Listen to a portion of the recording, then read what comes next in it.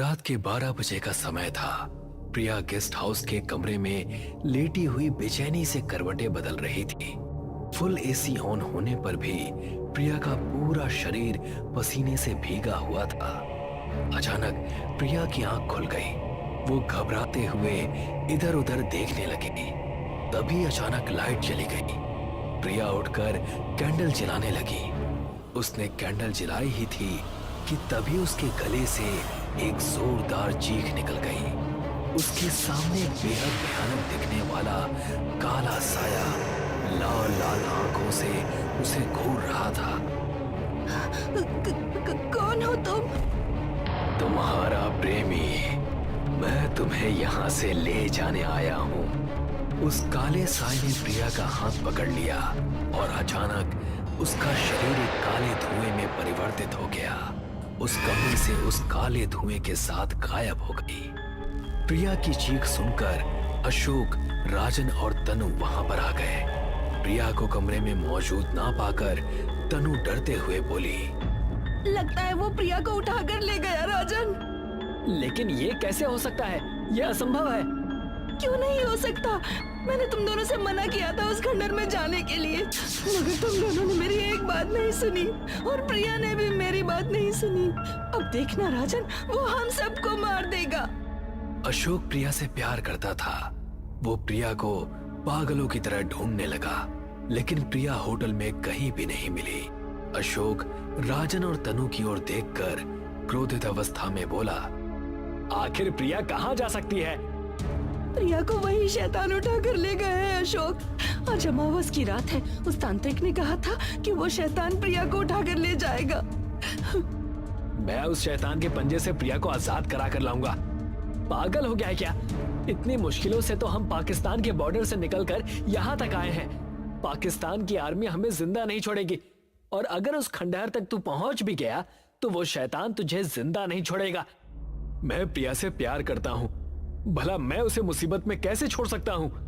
भले ही वो खंडहर पाकिस्तान के इलाके में क्यों ना हो, मैं वहां जाऊंगा और गदर मचा दूंगा, लेकिन प्रिया को कुछ नहीं होने दूंगा। तू अकेला नहीं जाएगा अशोक, मैं भी तेरे साथ आऊंगा। राजन सही बोल रहा है अशोक, सिर्फ राजन ही नहीं बल्कि मैं भी तुम्हारे साथ चलूंगी। वो तीनों एक कार के अंदर बैठ गए। अशोक ने कार को सुनसान सड़क की ओर दौड़ा दिया। वो तीनों पाकिस्तानी बॉर्डर से बेहद नजदीकी किसी गांव के गेस्ट हाउस में ठहरे हुए थे। अशोक ने बॉर्डर से थोड़ी ही दूर पहले कार को रोक लिया। वो तीनों बड़ी चालाकी से झाड़ियों को पार करते हुए बॉर्डर को पार कर गए और एक घने जंगल के अंदर घुस गए। तभी तनु चीखती हुई बोली, देखो, ये वही खंडर है जहां हम तीनों पाकिस्तानी सैनिकों से बचने के लिए छुपे थे। उन तीनों ने देखा कि उस खंडहर के अंदर अजीब सी दिल दहला देने वाली आवाजें पूरे जंगल में गूंज रही थी।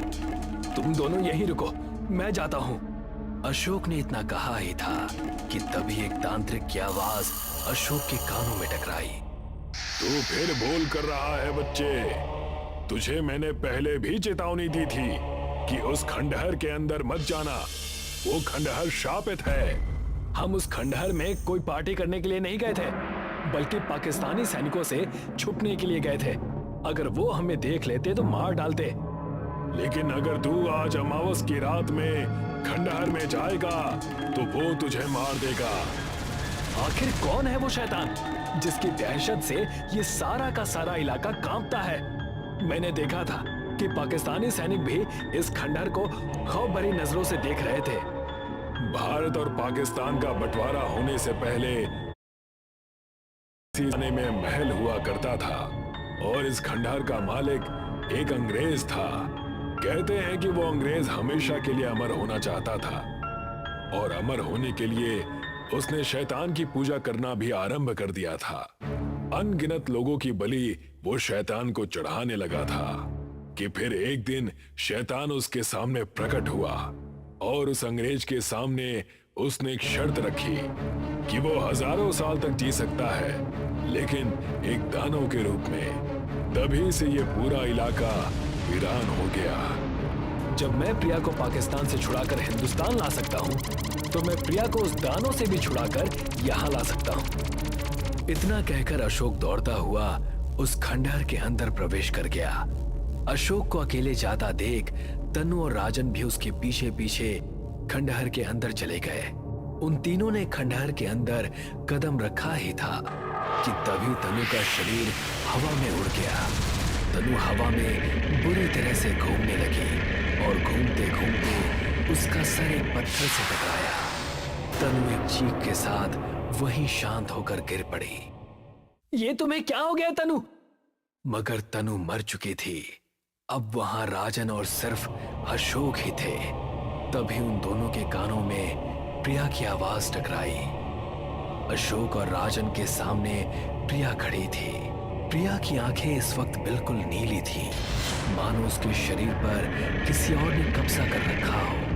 प्रिया को देखकर अशोक के दहशत से रोंगटे खड़े हो गए। राजन, लगता है प्रिया के शरीर पर उसी शैतान ने कब्जा कर लिया है। नहीं अशोक, ये सिर्फ उस शैतान का भ्रम है। ये तुम्हारी ही प्रिया है। मेरी तनु तो अब इस दुनिया में नहीं रही, लेकिन तुम अपनी प्रिया को बचा लो। जाओ, प्रिया को अपनी बाहों में भर लो। ये तू कैसी बातें कर रहा है? कहीं तू पागल तो नहीं हो गया? मैं कोई पागल नहीं हूँ अशोक, मैं अपने होशो हवास में बात कर रहा हूँ। अपनी प्रिया को बचा ले। तभी प्रिया बिल्कुल सामान्य हो गई। प्रिया को देखकर अशोक का दिल पिघल गया। अशोक प्रिया से प्यार करता था। कुछ दिन पहले प्रिया को कुछ पाकिस्तानी आतंकवादी अपहरण करके उसे पाकिस्तान ले गए थे और अशोक प्रिया को छुड़ाने के लिए अपने दोस्तों के साथ पाकिस्तान पहुंच गया था। वो पाकिस्तानी सैनिकों की नजर से बचते हुए एक भयानक खंडहर में छुप गया। उस भयानक खंडहर में एक शैतान का राज था और प्रिया इस वक्त उसी शैतान के कब्जे में थी। अशोक प्रिया के नजदीक पहुंच गया, मगर तभी प्रिया का चेहरा बेहद भयानक हो गया और उसने एक जोरदार धक्का अशोक को मारा। अशोक किसी से टकराकर गिर गया। अशोक की नजरें जैसे ही टकराने वाली वस्तु पर पड़ी, उसकी आंखें हैरत और दहशत से फटी की फटी रह गई। वो राजन की लाश थी। अशोक ने जैसे ही नजर उठाकर देखा तो राजन खड़ा हुआ अशोक की तरफ देखकर रहस्यमय अंदाज में मुस्कुरा रहा था। ये तो राजन की लाश है, तो फिर तुम कौन हो? और अगर तुम राजन हो तो फिर ये कौन है? तभी राजन का चेहरा बेहद भयानक हो गया।